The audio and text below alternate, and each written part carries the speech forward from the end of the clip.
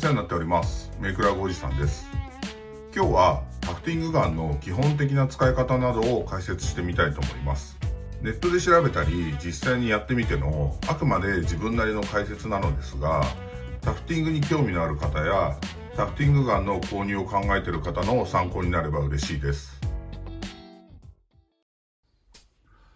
冒頭から余談になってしまいますが、今使用しているのはアメリカのタフトザワールドっていうところで購入したガンなんですけど、その前にちょっと安かったのでこのガンを Amazon で購入したんですけど、これがこういう風に正常に打ち込んでくれなくてカットもしてくれない不良品で、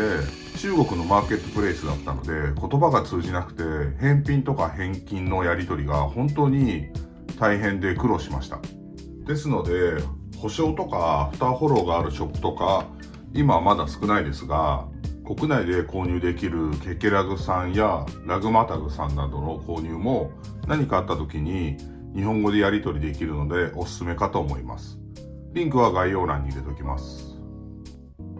早速タフティングガンについてですけど、タフティングガンはカットパイルとループパイルという2種類のガンがありまして、自分が使っているのは AK1 というカットパイルのタフティングガンです。基本的な構造としては、ここに電源があって、このトリガーを引くと針が動いて毛糸を打ち込んでいくという感じです。針が毛糸を送り出してハサミが出てきて毛糸をカットする構造です。機械部分がむき出しなので歯車が手に当たったり何か巻き込むトラブルを防ぐために、打ってない時は電源をオフにしておいた方がいいです。次にタフティングフレームですが、これはホームセンターで買った 2x4 材で自作したフレームです。釘を打った 5mm ぐらいの板をフレームにビス打ちして釘の針を表に出すように作りました。フレームにタフティングクロスを貼っていきます。最初にある程度位置を決めて貼ったら部分強く引っ張りながら貼っていきます。かなり強めに引っ張って布を貼って、このぐらい張りがあれば大丈夫だと思います。指で弾いて太鼓のように音が鳴るぐらい貼れれば大丈夫です。タフティングガンはこの一方向にしか移動できないので、ハンドル部分が360度もあるので、直線を打つ場合はハンドルでピボットしてガンの方向を変えます。自分も打ってるとこを見たいのでこうなっちゃったりこうなっちゃったりしちゃうんですけど、なるべくクロスに対してガンが90度になるように打っていきます。打っている最中もタフティングガンの足が常にクロスに密着されていることが重要です。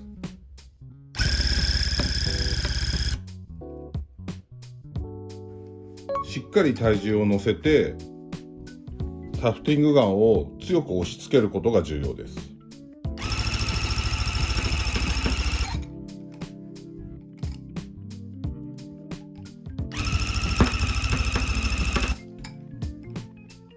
試しに押し付けを弱くしてやってみます。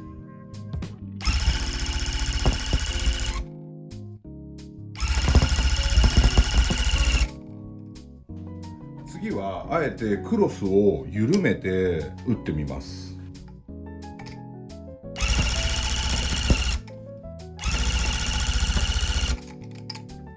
押し込みが弱かったりクロスが緩んでいるとしっかり打ち込めていないので、このぐらいのピチッと感があれば打ててる目安だと思います。あとは打つスピードですね。あまり遅すぎると同じ場所を打ってしまうので、クロスに穴が開いたり切れちゃったりしてしまいます。ガン自体がある程度進んでくれるので、自分はその力に逆らわずにやっています。打つ感覚は毛糸の太さや打つ毛糸の本数などによって変わってくると思います。狭すぎるとクロスが切れちゃったり、毛糸が詰まりすぎて触り心地が悪かったり、離れすぎると下地のクロスが見えちゃったり、スカスカになっちゃいます。自分の場合は2本取りなので、前に打った毛糸の場所にタフティングガンの足が重なるぐらいでやっています。この辺りは毛糸の太さ、本数、あと触り心地など個人個人の好みによって変わると思うので、いろいろ試していくうちに見つかると思います。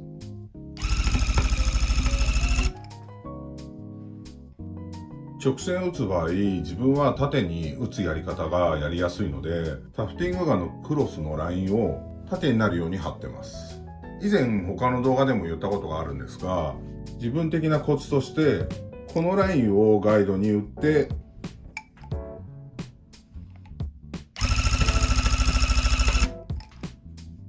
この打ったところをガイドに次に打っていきます。次に打っていきます。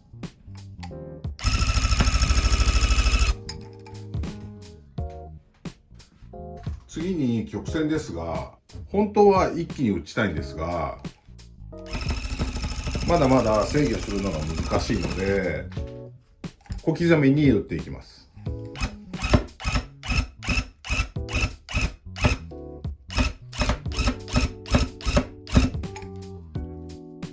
ピボットして角度をちょっとずつ変えながら小刻みに打っていきます。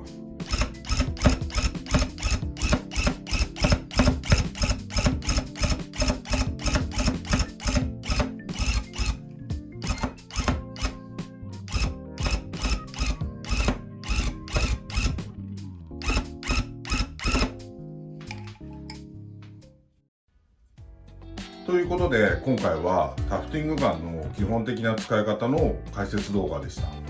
簡単にポイントをまとめると、タフティングガンの足がクロスに密着している。そのためにはしっかり押し付けて打つ。押し付けを均等に楽にするためにタフティングクロスをパンパンに貼る。